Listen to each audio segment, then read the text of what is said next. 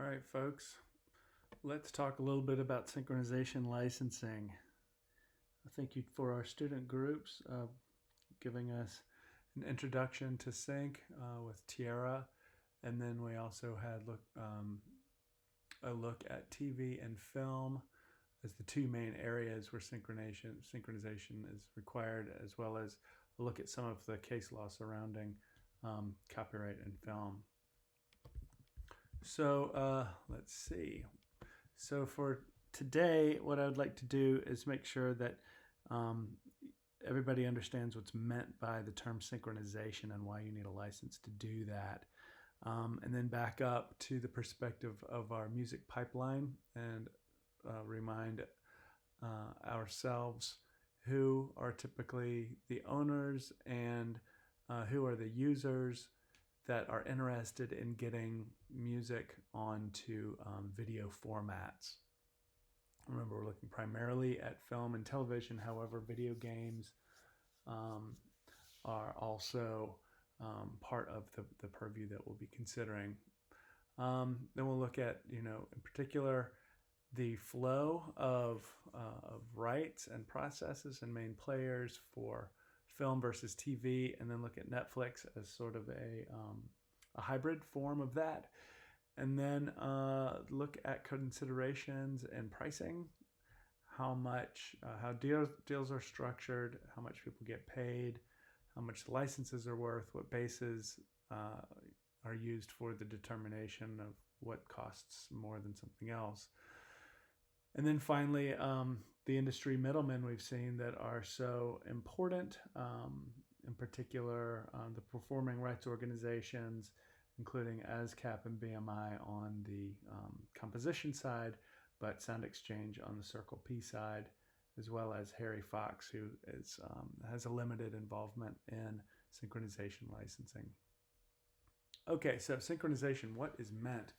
So it refers to a specific part of the post-production process, at which time an existing video track or file, I suppose, program is paired with an audio file, and that can be inclusive of music. And when it does, that's when this idea of synchronizing music to film or music to video comes about. Not every combination of music and film triggers the need for a synchronization license. And it's primarily, when you look at post-production, it's that moment when a high-quality audio file is artfully incorporated into an existing video. But there are other ways that sound can end up on video, such as when there's a live performance taking place, or you have sort of background music from a car that drives by, so it's an ambient mic that picks that up, or you have a radio show that has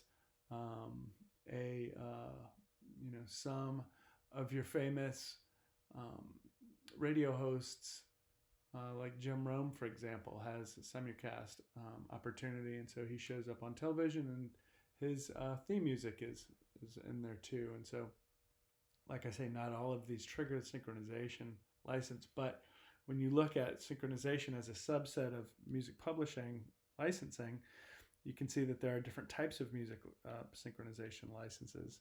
And so when music is synchronized into a film for cinematic release, like a major Hollywood studio, for example, that's referred to as a theatrical license, not to be confused with dramatic use, which is not theater as in movie cinema, but theater as in Broadway play, live actors on stage. And so dramatic use should not be confused with theatrical use, even though when you say the term theater, it usually makes people think that can be a confusing or ambiguous term. And so this is one of these moments in music licensing where you're seeing how language is being used in a very specific and intentional way. Television license, Videogram synchronization license would be, of course, for any type of audiovisual work like a film or a TV show that ends up on DVD, or encoded in a format that requires a machine to play, sort of like DVD does, or video game console. So videograms are portable, sort of fixed, and this is part of the physical as opposed to virtual music economy. So you've got an actual artifact in your hand, like a record, in this case, DVD, etc. Those are referred to as videograms. And so there's a specific license for those. Commercial advertising, synchronization license, whenever a commercial uses a published piece of music, they need a synchronization license there. Promotional music, like a music video, also is using that high quality audio file, so that has to be synchronized to the video shoot. And then so non-commercial television, non-theatrical, so PBS is a good example of that. So they all have their different license types, and we'll look at a few of those. So when you look at the picture from the perspective of ownership, owners and users, so the licensor is the owner, they are providing access through the license. The licensee is the user, they are receiving access through the license, and they are paying for that in some way, usually money that floats back to ownership as royalties. So ownership is always based on who has copyright.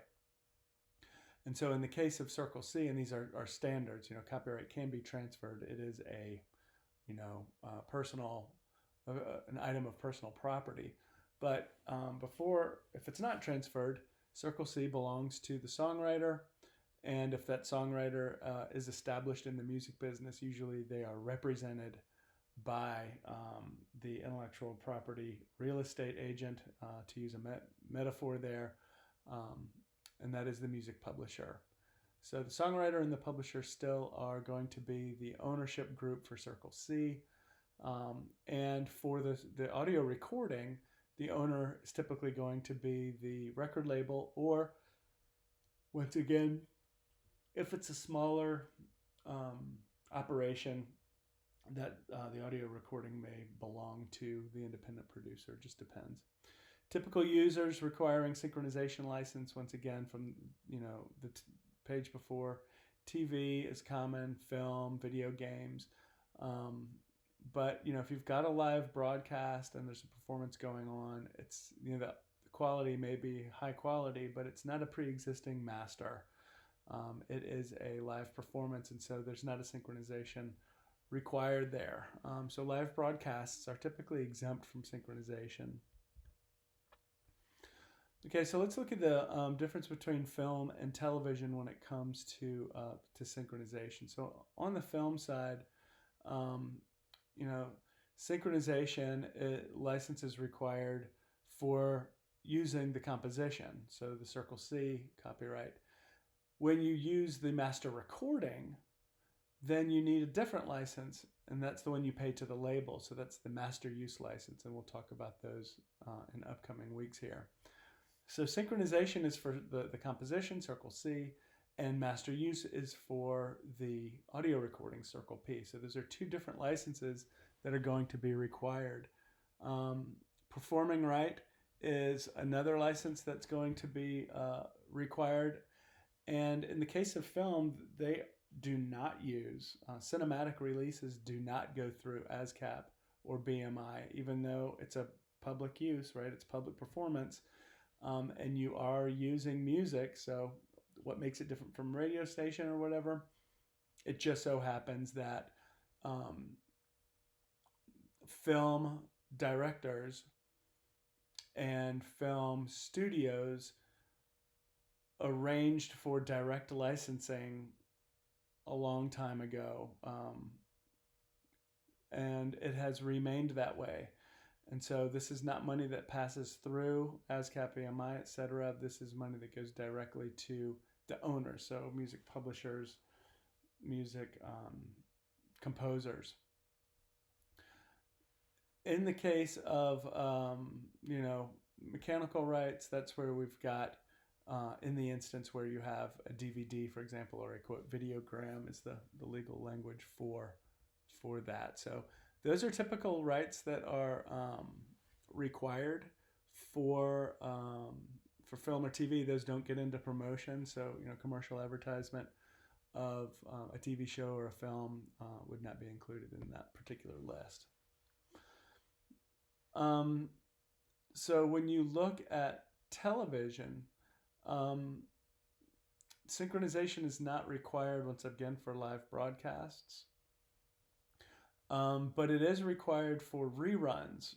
And so television shows that are on rerun have a permanent copy has been made of those, and they are going back onto air. And as soon as that copy has been made for rebroadcast or to rerun, then there's a master of that audio, and it's the combination of that audio master to a video program that is basically the definition of synchronization. And so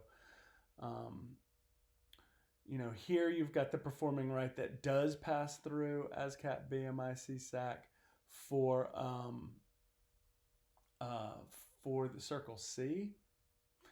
And if the TV show is going to use circle P master license, it's pretty uncommon to do that unless the band is not known. So if the artist is lesser known, then they are not in a strong position of bargaining. And so some bands actually get discovered that way. There's an example of a band from San Diego that was popular around 2010 called Delta Spirit. And they had a song that aired on Grey's Anatomy. And that was a big sort of turning point in terms of that group's visibility.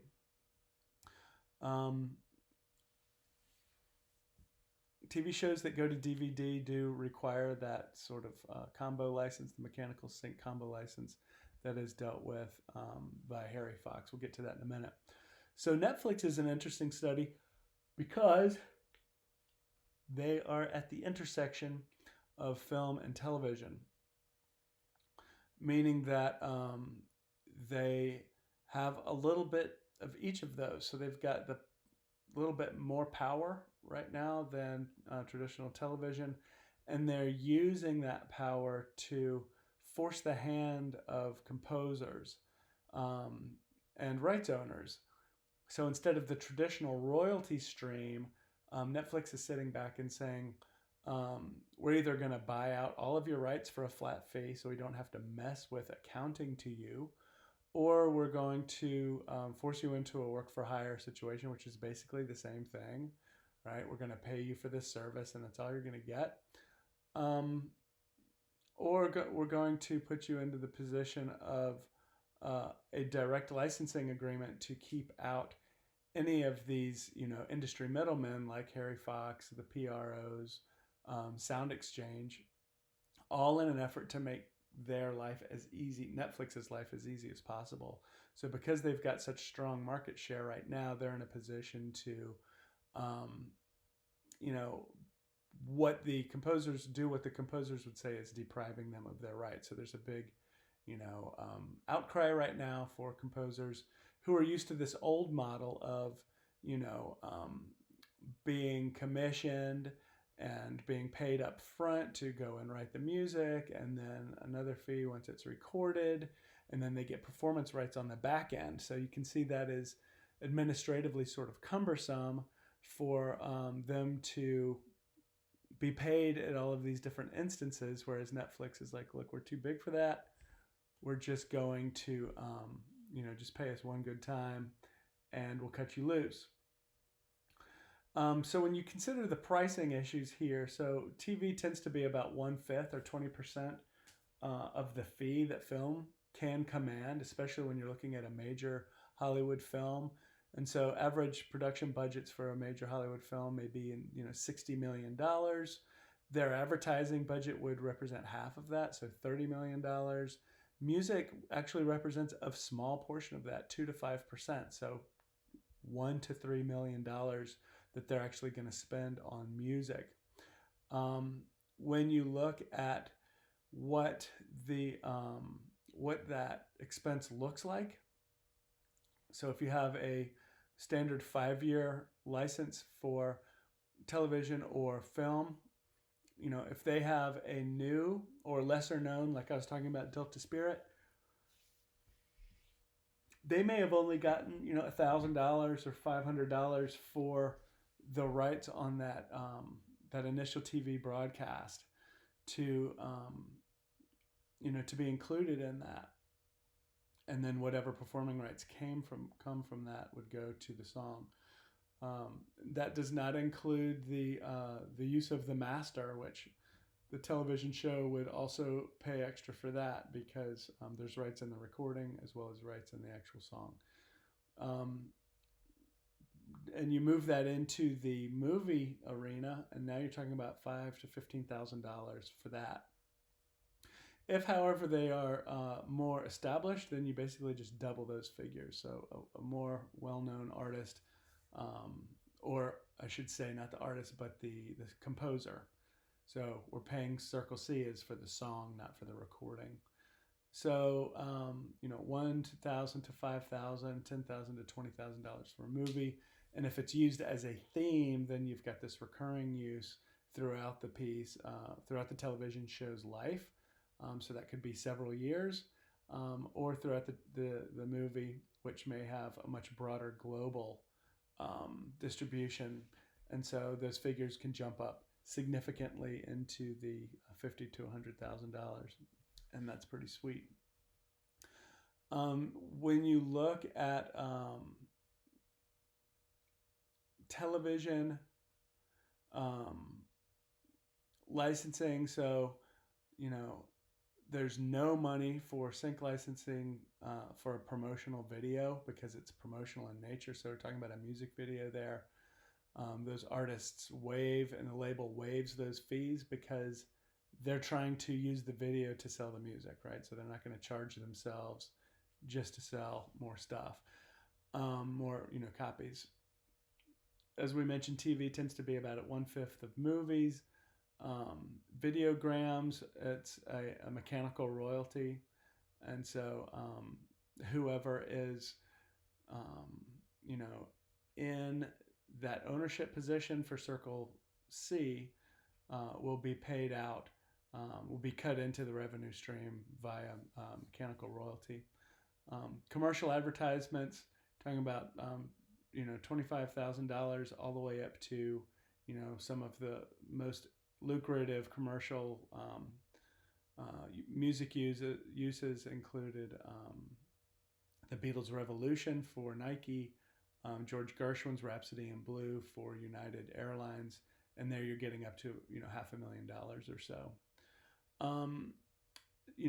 Free TV or non-commercial television like PBS, for example, it's half of what the TV rate is, which would be 1/10 of television rate. So once again, you've got how much are TV sync fees, how much are sync fees for in movies, and those are the same figures again from the previous slide. Let's look at deal type. So how do film studios, how can they limit their financial commitment, right?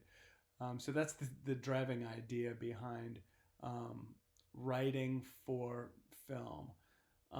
So a spec writing deal, spec stands for speculative, and that's where the film studios are speculating or are searching for the best song, and the writers are speculating by submitting tracks for approval. And so there's no financial commitment until the film studio approves the use. And then once that happens, you get into other types of deals like a step or an option deal. And so a step deal is you get an initial payment like $5,000, for the submission, and then if it's approved and then used, you get another payment like $20,000. So what's the role of your industry middlemen? So the performing rights organizations would not be involved, as we mentioned, on cinema, because the performing rights deals are directly negotiated with the owner, so they don't have to pass through BMI, etc. And typically, performing rights are part of what's referred to as a broad rights package, meaning that just like Netflix is exercising its muscle to simplify their sort of administrative, licensing workload, they took that out of the film producer, the Hollywood film major motion picture playbook, which is to put everything into a broad rights package and negotiate that as a set, as a totality, so to kind of simplify things. Harry Fox Agency steps in when you get into DVDs and forms of, physical forms of audiovisual. And so they have a limited sync and mechanical license that they can provide. Sound exchange. So sound exchange, you'll remember, is the Circle P PRO. So that is they track performing rights not for the Circle C, the song, but for the Circle P recording. And so if you have, digital broadcasts and streams, like Netflix, for example, Sound Exchange will still come behind and track those uses, and then require Netflix to, and this is usually done through their their compulsory blanket license. And so those are some important ideas for your synchronization licensing to reflect on as we move through the different types of licensing in 425. I hope this video finds you well, and look forward to this upcoming week's presentations.